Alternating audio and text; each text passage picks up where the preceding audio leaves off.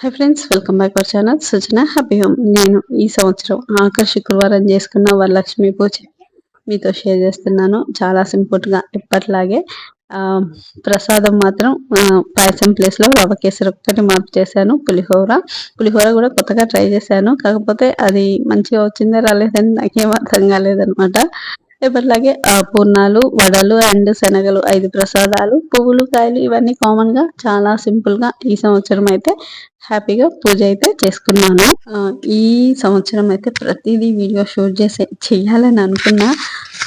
మళ్ళీ ఆ వీడియో కోసమే మనం ఏం పూజ చేయట్లేదు కదా, ఎందుకంటే వీడియో షూట్ చేస్తున్నంతసేపు కాన్సన్ట్రేషన్ అది వీడియో రికార్డ్ అయిందా లేదా అని కాన్సన్ట్రేషన్ అంతా అటే ఉంటుంది. సో అదంతా పక్కన పెట్టేసి హ్యాపీగా పూజ అయితే చేసుకున్నా. వీడియోలో అస్సలు తెలియదనమాట ఏం చేశాను ఏంటి అనేది.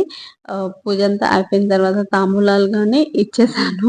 ముత్తైదులకి తాంబూలాలు అన్నీ ఇచ్చేసిన తర్వాత ఫైనల్గా బాల తాంబూలాల కోసం కొంచెం మనకి గుర్తుగా ఉంటుందని ఒక చిన్న వీడియో మీతో షేర్ చేయాలని ఈ వీడియో తీసుకున్నా అనమాట.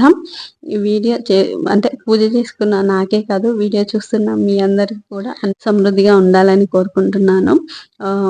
ఈ వరలక్ష్మి పూజ అంటే చాలా మంది డబ్బుకి లింకప్ చేస్తూ ఉంటారు. నేనైతే అలా ఏం అనుకోనండి.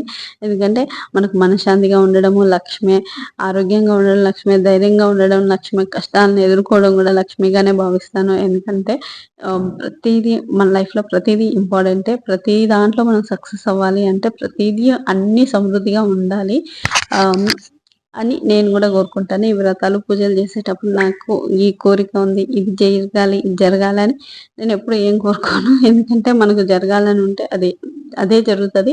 మనం కోరిన మన మనసులో ఒక ఏదైనా బలంగా ఉందంటే అది మంచిదైతే ప్రకృతిలోని శక్తులన్నీ ఏకమై మనకు అవి ఆ పరిస్థితిని తీసుకొస్తాయి, మనం సక్సెస్ అయ్యే పరిస్థితిని. అదే నేను గట్టిగా నమ్ముతాను ఎప్పటికీ కూడా.